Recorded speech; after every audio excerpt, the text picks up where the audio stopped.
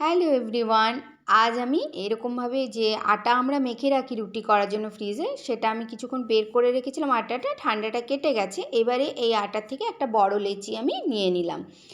তো এই বড় লেচিটাকে এবারে আমি এরকমভাবে আটার গুঁড়ো দিয়ে বেলে নেব। আর এর থেকে আমি বানাবো দারুণ টেস্টি একটা খুব সুন্দর ডিজাইনের হোমমেড পাস্তা। তো এরকমভাবে একটা রুটি বেলে নিলাম আমি। এবারে এই রুটির সাইডগুলো আমি কেটে দিচ্ছি, যাতে একটা স্কোয়ার শেপের রুটি আমি পেয়ে যাই। তো এরকমভাবে কেটে দিলাম, তারপরে একটা স্কোয়ার শেপের এরকম একটা রুটি আমি পেয়ে গেলাম। এবারে এই রুটিটাকে আবারও সরু সরু স্ট্রিপে কেটে নেব, তাহলে এর থেকে একটা সুন্দর ডিজাইন চলে আসবে। তো এটা বানানো কিন্তু ভীষণ সহজ, আর এরকম ডিজাইন দেওয়া কোনো জিনিস বাচ্চারা খেতে কিন্তু ভীষণ ভালোবাসে। আমরা এরকমভাবে বাড়িতে খুব সহজে পাস্তা বানিয়ে নিতে পারি। তারপরে আবারও আমি এরকমভাবে কেটে স্ট্রিপগুলোকে ছোট ছোট স্কোয়ার শেপের করে নেব। তো এরকমভাবে কেটে নিচ্ছি।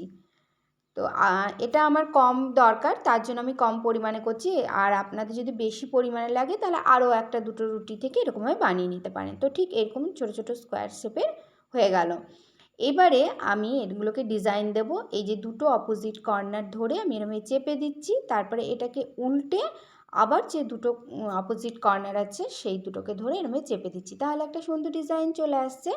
তো বাচ্চারা এরকম ডিজাইন দেওয়া জিনিস খেতে ভীষণই ভালোবাসে। তো ছোট বড় সকলেরই ভীষণ ভালো লাগবে এই পাস্তাগুলো। তো আরেকটা দেখিয়ে দিচ্ছি, এরকমভাবে বানিয়ে নিলাম। তো বাকি সব যে স্কোয়ার শেপ দিয়ে রেখেছি ছোট ছোট রুটিটার কেটে, সেগুলো একইভাবে বানিয়ে নিলাম। এদিকে ওভেনে বাটিতে জল বসিয়ে গরম করে দিয়ে দিলাম সামান্য লবণ, আর 1 চামচ মতো দিয়ে দিলাম রিফাইন্ড অয়েল। যখন জলটা ঠিক এরকম ফুটবে, তখন এর মধ্যে আমি অ্যাড করে দেবো ডিজাইন দেওয়া বা শেপ দেওয়া পাস্তাগুলো। আর এর মধ্যে আমি মটরশুঁটি আর সুইট কর্নটাও দিয়ে দিলাম, তাহলে একসঙ্গেই সেদ্ধ হয়ে যাবে। এবারে 8 থেকে 10 মিনিট এরকমভাবে ফুটিয়ে নিলেই এগুলো সুন্দরভাবে সেদ্ধ হয়ে যাবে। তারপরে আমি ওভেনটা অফ করে দিলাম। এগুলো ভালো মতো সেদ্ধ হয়ে গেছে। এবারে জল ঝরিয়ে তুলে নিচ্ছি এগুলোকে। এরকমভাবে আপনারা বাড়িতে বানিয়ে দেখবেন, দারুণ লাগে খেতে পাস্তাটা। বাচ্চাদের স্কুলের টিফিনে, বাড়িতে গেস্ট এলেও আপনারা বানিয়ে নিতে পারেন। এদিকে ওগুলো যখন সেদ্ধগুলো নামিয়ে নেওয়ার পরে ওভেনে একটা প্যান বসিয়ে গরম করে এতে দিয়ে দিলাম 2 চামচ রিফাইন্ড অয়েল। রিফাইন্ড অয়েলটা একটু গরম হয়ে গেলে এতে দিয়ে দিলাম সামান্য গোটা জিরে। গোটা জিরেটা ভাজা ভাজা হয়ে গেলে এতে দিয়ে দিলাম একটা মিডিয়াম সাইজের পেঁয়াজ কুচি। পেঁয়াজ কুচিটাকে জাস্ট একটু নাড়াচাড়া করে নিয়ে এতে দিয়ে দিলাম অল্প একটু রসুন কুচি আর অল্প একটু আদা কুচি। এবারে এই রসুন আর আদার কাঁচা গন্ধটা যাওয়া পর্যন্ত একটু নাড়াচাড়া করে নিলাম। তারপরে এর মধ্যে অ্যাড করে দিচ্ছি সামান্য গাজর কুচি, এগুলো একটু মিহি করে কেটে নিয়েছি, আর সামান্য একটু ক্যাপসিকাম কুচি, আর এগুলো একটু পেঁয়াজ কলিগুলো আমি এরমভাবে কেটে দিয়েছি।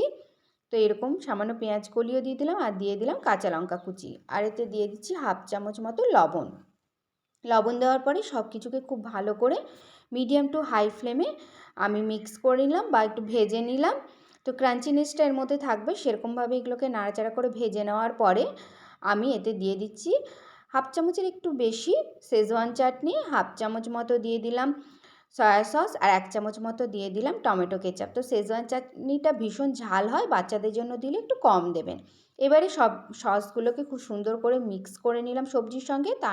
তারপরে এর মধ্যে আমি অ্যাড করে দিচ্ছি সেদ্ধ করে রাখা মটরশুঁটি, সুইট কর্ন আর পাস্তাগুলো। তারপরে এরকমভাবে নাড়াচাড়া করে খুব সুন্দর করে মিক্স করে নিলেই তৈরি হয়ে যাবে দারুণ টেস্টি হোমমেড পাস্তা। তো আপনারা বাড়িতে বানিয়ে দেখবেন, খুব সুন্দর লাগে খেতে, আর চটজলদি তৈরিও হয়ে যায়।